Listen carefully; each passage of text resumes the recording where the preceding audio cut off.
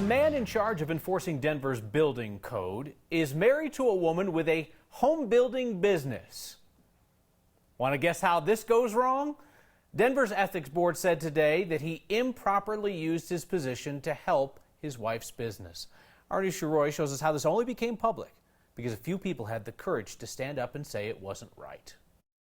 There was no hesitation for Barbara Galaviz to sound the alarm. People have to stand up for themselves and go public. It really bothered me, and it still bothers me. Galaviz used to be a city zoning inspector when she started hearing stories about the chief building officer, Scott Frisco. He's in charge of enforcing Denver's building code focused on safety and spearheading how to make construction more sustainable. I had been with the city for 17 years and had never done anything. But Galaviz couldn't let go of the irony when she heard Frisco use his position to help his wife's business. It's called Hip Homes and builds sustainable houses, including one in Denver. I was really upset because my husband and I have a business, and I was told that I had to sign a form every year saying that we would not do business in Denver. Another inspector told the Denver Ethics Board he felt uneasy. He says the Hip Homes project didn't have all the paperwork he needed for an inspection, but he did it anyway because he was worried about repercussions when he realized Frisco was involved. We'd like to commend them for coming forward. This morning, the Ethics Board unanimously voted. Aye. Aye. Aye. Frisco violated the city's ethics code by using his Twitter account with his public position on it to promote a Hip Homes open house and using city time and resources for private business. And issued some guidance to Mr. Frisco. On top of that, the board wasn't pleased because Frisco asked them for guidance in 2018 on how to properly handle a side business. With perhaps one exception, every single subset that we asked Mr. Frisco not to do, he in fact did. The city released a statement saying they believe Frisco made an honest mistake and gets to keep his job. He is now prohibited from doing any private business in Denver, and they've put a system in place to make sure that doesn't happen again. So in order to do that, the city has designated another person to take any questions about that one Hip Homes property in Denver. And Frisco has to remove any mention of his city job from his social media, which the city said he's already done, including that tweet that we showed. He has removed his position from social media at this point. So we often hear like a slap on the hand, but the ethics board can't even slap his hand. They can't even touch his hand. They can just say, you did wrong, and now. And here's a letter about it. And it's up to the city department to basically figure out what those next steps are, which is what we just talked about. But they're not even obligated to follow up with the ethics board. But the city said, hey, if you're not doing enough, please tell us because we're open to recommendations. So now it goes to his boss, who reports to Mayor Hancock, and we find out if there's any punishment coming down for him. All right. Thank you, Nusha. Democratic presidential candidate Pete Buttigieg is in Denver tonight for a fundraiser. Not one of those billionaires in a wine cave type fundraiser that Buttigieg has been criticized for. This is more of a PBR cave fundraiser at the Fillmore Auditorium. And we promise you, we always listen in when candidates come to town and schedule their events while Next is on the air. And that's what they did. Look, they have the big American flag. There's the music. There appear to be many people there. It's dark. I don't know. If Mayor Pete speaks while we're on the air and we're able to listen in, I promise you we will do that. So Buttigieg has been criticized for being tone deaf on racial issues. And today he decided to go by the Brother Jeff Facebook show in Denver. There he was asked about his struggle to get support from communities of color. He was asked about the issue of gentrification. Especially when we're talking about black and brown folks in underinvested neighborhoods, we want them to stay there. First of all, because it's a neighborhood that they're stabilizing. You want them, like literally through your policies, you want them. Yeah, of course. I mean, because here's the thing. Again, everything's connected, right? So I was talking earlier about how HBCUs is connected to how we can deal with health disparities. It's also connected to public safety. Brother Jeff's show is where the Denver mayoral campaign of Jamie Gillis began its implosion when she couldn't recall what NAACP stands for. You got the head of the NAACP, National Advanced Association for the Advancement of Colored People. Oh! Right there. That's how you do it. Buttigieg is the 5th Democratic presidential candidate to come through Colorado in recent months. The first day of the legislative session is always like the first day of school. You find your desk, you sharpen your pencils, you look to see if any of your friends got recalled. So it's slightly different. 5 Democrats survived what turned out to be comically inept recall efforts. So they're all back to have total control of the state capitol. But Republicans are feeling confident in their first day back since Coloradans voted to hold on to Tabor tax refunds rather than give them back to the state. Politics guy Marshall Zellinger noticed that stuff came up a little. The second regular session of Colorado, Senate of the 72nd General Assembly of the state of Colorado. You'd think that gavel would bring joy, but then you'd be forgetting the acrimony from last legislative session. I request Senate Bill 181 be read at length. When Republicans stalled bills in the Senate by having them read out loud. The objective usually was and is to vie for discussion. The opportunity for you, the majority leader, or another member of the majority to ask, what do you want?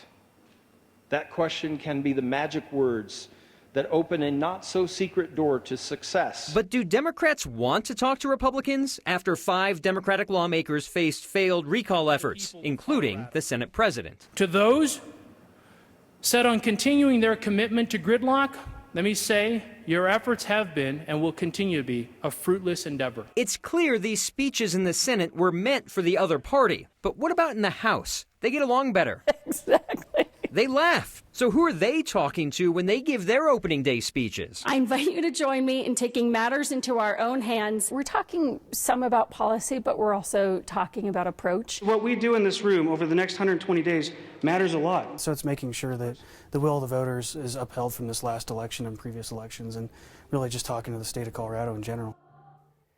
Today is supposed to be, how does that song go? Sunshine and lollipops. I don't think we have the rights to that. Except when you dig into the opening day speeches, Kyle, you hear the digs at each other. Here's one thing that might bring both sides together this year. Republicans always want to find money that already exists in the budget. And this year, Democrats might as well, because bills that come forward that will cost the state new money, even if they're Democratic bills, might not have a chance. You have to think, though, that there is going to be some effort at bipartisanship, because even if only a few voters are turned off by the tone at the Capitol, Democrats have everything to lose because they have all of the power. And they have to be on the ballot mostly in November, and they don't want to give up that Senate, because that's the one that, if it becomes a split legislature, we'll have a lot more fun than we do now. You say. All right. Thank you, Marshall. So, again, Republicans do not have the votes to stop anything at the Capitol unless they can get some Democrats to defect. Now, what they can do is try to get everyone's attention with some of their ideas, even if those ideas are likely to fail. Knowing that today is the day when attention on their agenda is at its highest, they chose to focus on education. We should pay great teachers more. We should give a bonus to those teachers that are judged by the system we have today to identify those who are most highly effective. Now, paying teachers more sounds fantastic. Here's the thing you have to remember. Local school boards set teacher pay district by district. That is not set at the state level like it is in some other parts of the country. So for that idea to work, the legislature would have to set up a bonus program using state money. They figured about $50 million worth. Democrats have that complete control at the state capitol, and with that power will come most of our scrutiny this session. It's only fair, because Democrats are the ones who will get to decide what gets done and what doesn't.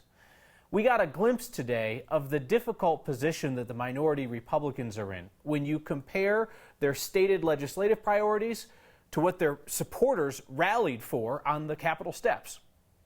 Republicans inside called for transportation funding. Republicans outside carried anti-vaxxer signs. Republicans inside linked teacher performance with bonuses. Republicans outside linked former President Obama and Hitler. Republicans inside included a call for bipartisanship. Republicans outside included the Proud Boys, recently featured in a 9 Wants to Know investigation on hate in our state. So that is the trouble that looms ahead for the Republicans inside the state capitol. They have to answer to the Republicans outside. A state legislator resigned on this very first day of the session. Democratic Senator Lois Court of Denver is in the hospital. She was recently diagnosed with a rare autoimmune disorder. It was a somber moment today as her resignation letter was read aloud on the floor. This is to inform you that I am resigning my seat representing Senate District 31 in the Colorado State Legislature, effective the end of the day on January 16, 2020. Representing the people of Denver in the State Senate and the State House has been one of the highlights of my life, and I am honored to represent such wonderful, engaged, and caring people. Sincerely, Lois Court.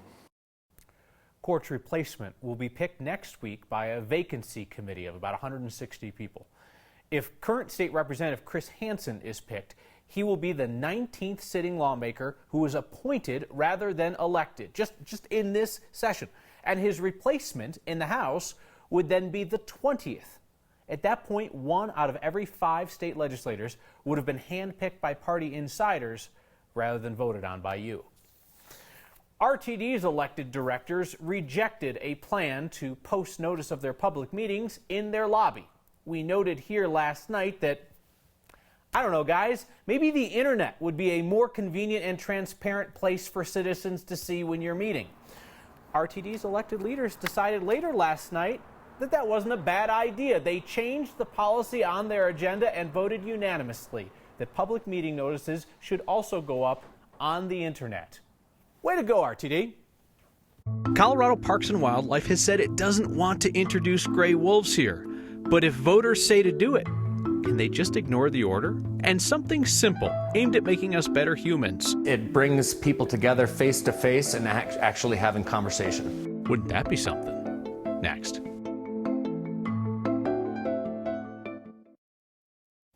So right as Coloradans learned that we're going to vote on whether to bring gray wolves back to Colorado, now they tell us those wolves are probably already here.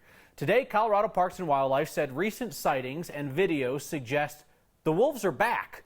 So reintroducing these gray wolves is something that CPW has refused to do time and time again. But if this voter initiative passes on the ballot, it would direct CPW to bring back the wolves. I was curious, could they refuse? Could they deem the estimated 6 wolves that are back here to be enough and say we're not bringing in any more? Wolf advocates at the Rocky Mountain Wolf Action Fund say they don't think CPW would try to pull that. They would be doing some serious PR damage to not respect the will of the people and actually do good science. It doesn't have any loopholes for that kind of wishy-washy behavior. If this ballot initiative 107 does pass in November, CPW has some time. They just have to put together a reintroduction plan by the year 2023. I want to return to politics for a moment to check in on the campaign promises made by Democratic Governor Jared Polis. He's giving his second State of the State address tomorrow. We call our running segment Polis Promises, but we're told the group with the song that inspired it, Naked Eyes, is in retirement and unavailable to sing our jingle. So it's left for me to tell you once again, this is Polis Promises. One of Polis's most prominent promises was full-day kindergarten statewide. Funding started in August. Promise kept. Polis promised to increase regulations on the oil and gas industry. He did. Signed the most sweeping rules for the energy industry in Colorado in decades. It's a promise kept.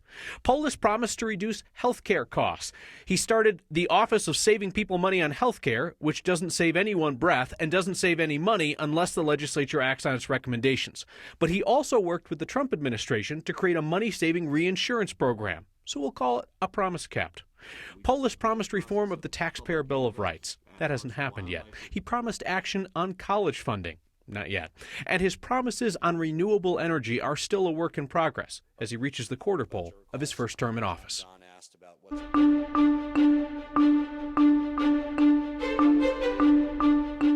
Windy and warmer today. 60s in January, we'll take that. And the wind is letting up a bit in the city as well. Should be in the mid-40s this time of year with our high at 62. You know that won't last. We've got southwest winds ahead of a developing storm that will bring snow to the high country later tonight. Not enough that we have winter weather or travel advisories, but be advised, travel on I-70 will be a little bit snow-packed and slushy come dawn.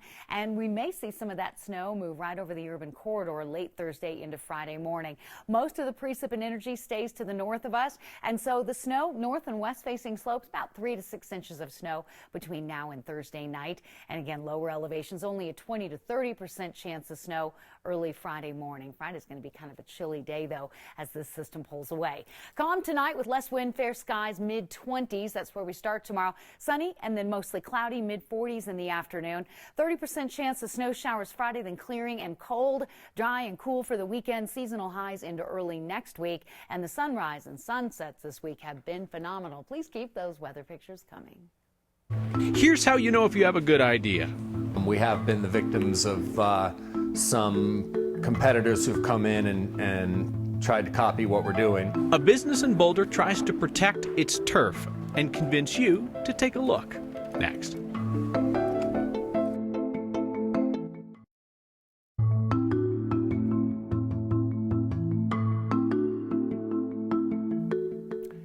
that soothing feeling when you turn off your cell phone and unplug totally?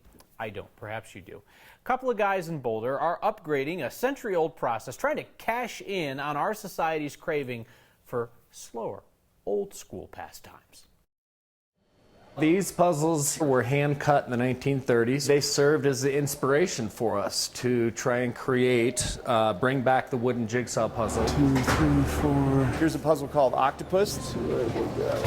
This is an osprey.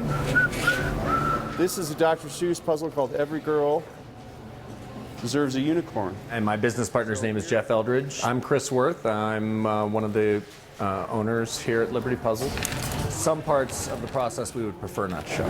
Because we're starting to see some other companies pop up. We have been the victims of some competitors who've come in and tried to copy what we're doing. So we're trying to tell a story with our pieces along with what the image is. The first step is to find a good puzzle image. From that point, we will work with our internal artist team here and draw what we think would be a good cut pattern for that image. We have a staff artist who's been drawing puzzles for us. It used to be Puzzle Jedi Master for a while. Lyndon is our artist over there, and he's been with us for about 14 years. He hand draws all the cut patterns. Special shape pieces we call the whimsy pieces. And they're called whimsy pieces because back in the 1930s, they were hand cut, and they were hand cut on a whim. What our designer will do is drop all the whimsy pieces into the rectangle form that he's going to cut, and then he connects them all using what we call earlets. And the cut pattern itself is a work of art.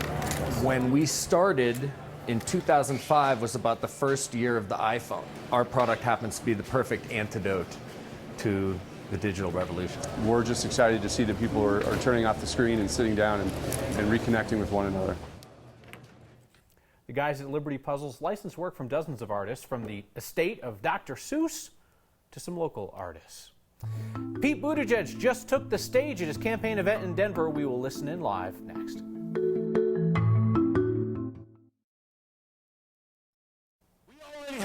Democratic presidential candidate Pete Buttigieg speaking right now in Denver. The values that we share as Americans. We just got to pay closer attention to what those values require of us. Let's start with one that I think is on our mind a lot right now, the values we're supposed to feel when we look at this flag. And know that honoring this flag requires a lot more than hugging it, literally, or throwing yourself a military parade. That honoring this flag does not involve overthrowing military justice to pardon war criminals.